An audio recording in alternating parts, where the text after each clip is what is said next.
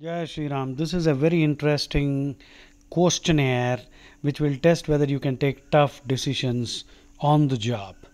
So, what I'll do is I'll just read the question for you and I'll give you a few seconds. You pause and then try to answer, and then I'll give you the answer immediately. So, basically, I believe that we should quickly learn, and to speed up the learning process, I'll not waste too much time. Now, the first question. You can take a screenshot. If you were at a meeting and were totally ignorant of the topic being discussed, you are totally ignorant of the topic being discussed, what would you do?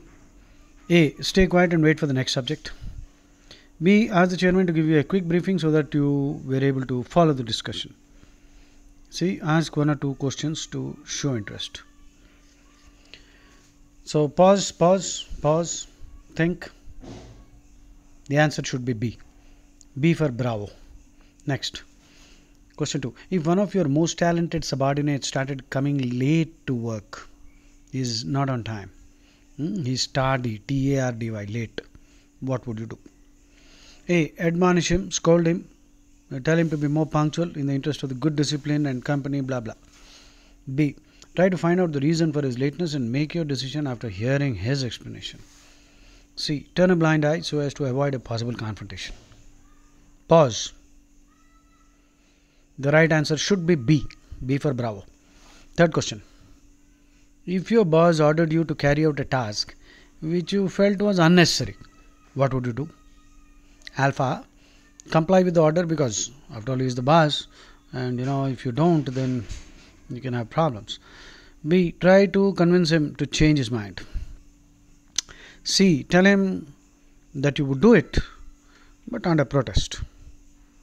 Pause. Think. The right answer should be B. B for bravo. Number 4. Suppose that you were reviewing a subordinate's performance when suddenly he began to criticize your management style, and that means he's attacking you. What would you do? A.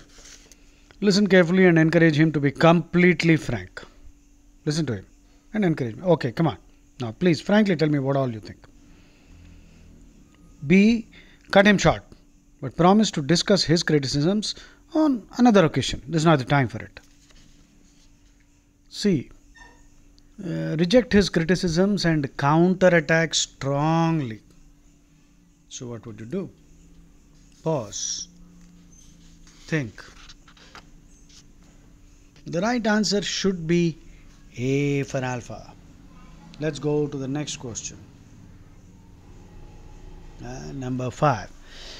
You hear on the grapevine. Grapevine is the informal communication channel. The spy network, you can call it if you want. Grapevine is the informal communication network. You have a formal network. The formal hierarchy. Chairman, vice president, senior manager, and then manager, general manager, blah blah, and it comes down to the worker. So there is a formal hierarchy. The informal hierarchy. The chairman has a direct link with one of the VPs and the rest of the VPs are probably nominal. Then that fellow has a link with one manager. In fact, he buys the others are not important. So this is the spy network. In every organization, when you join any company, spend 1 or 2 months to identify the grapevine. Once you identify the grapevine, you must nurture the grapevine. Politics is important. You cannot avoid politics also. The people who say that they don't play politics are the most dangerous people. That is their brand of politics. That's what they'll say, but they'll do. Politics is all about gaining power. What is politics? Gaining power. So people are by nature political. And the moment there are 3 people on the planet, if there were only 2 people, no politics is possible. The moment God sent the third person, politics started. So I leave it to your imagination. So you must know how to play politics also. So anyway, so you hear on the grapevine that one of your colleagues has been spreading a false rumor about you. What would you do? Alpha. Ignore the individual concerned but determined to have your revenge. Okay.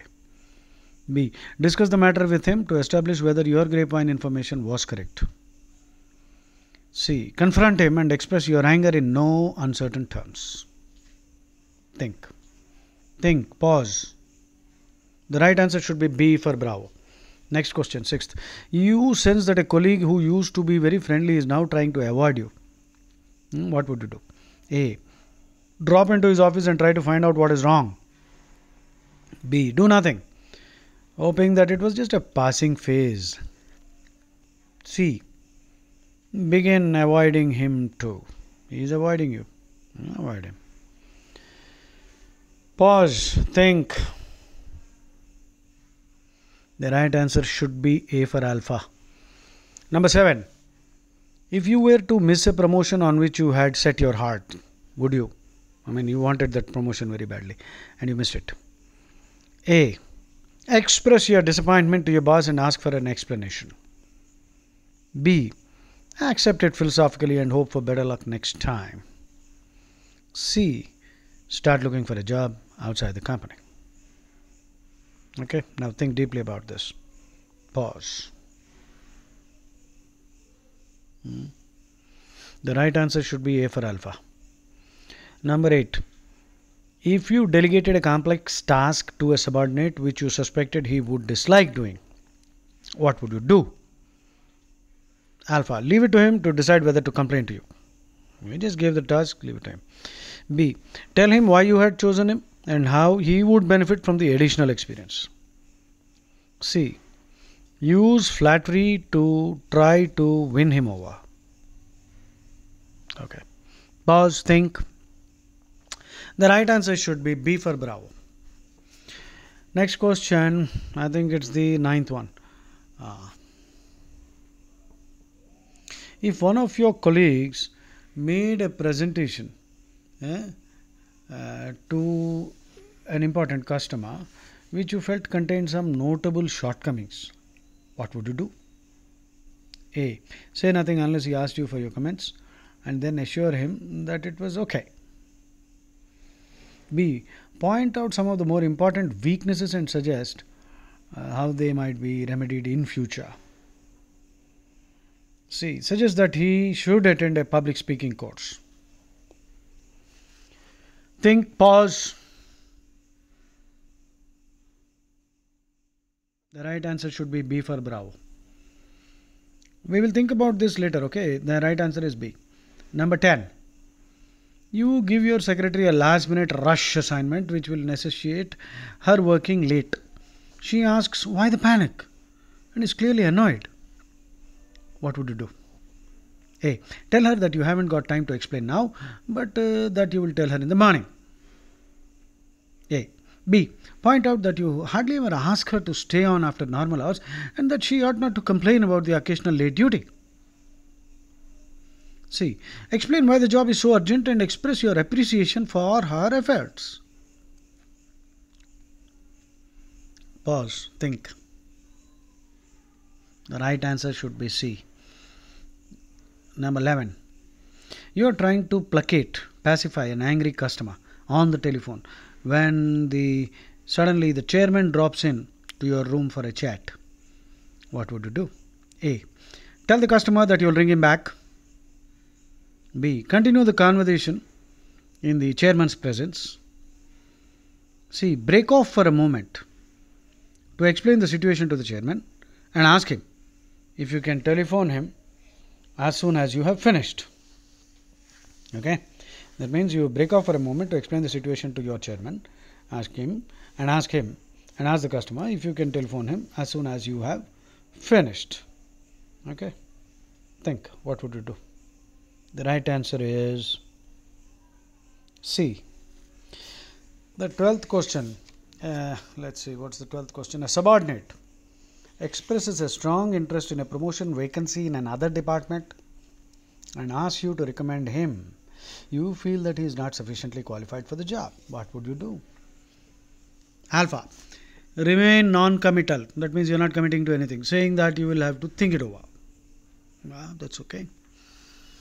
B. Give him the impression that you will be support him, but in fact do nothing. This is what everyone does, isn't it? Well, we don't know. I mean, that too looks good enough. C. Explain why you feel you can't recommend him on this occasion, but discuss what action he might take to strengthen his chances for future vacancies and offer to help him. Think. You can read the questions. right? The right answer should be C. So if you get a very high score, let me tell you, then you are a person who can really take some tough decisions. Okay. Now, there are some things which are debatable. I do agree. So if you get a high score from 45 to 60, for each of the correct answers you get 5 points. 12, 5, 60 is the total score. So if anywhere from 45 to 60, you are a person who is not afraid to speak your mind, but you can do it tactfully and in a constructive manner to diffuse the anger and emotion.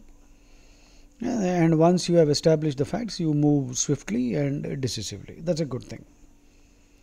If your score is from 20 to 40, you are a person who is unpredictable. Sometimes you get angry and upset and explode with fury. Sometimes you will go to a great length to avoid arguments. Basically, it means that you lack confidence in your ability to deal with delicate people problems. Your best course of action would be to read this and listen to this and think again and again deeply. Probably discuss it with your best friends and parents. And also enroll for a course in assertiveness training.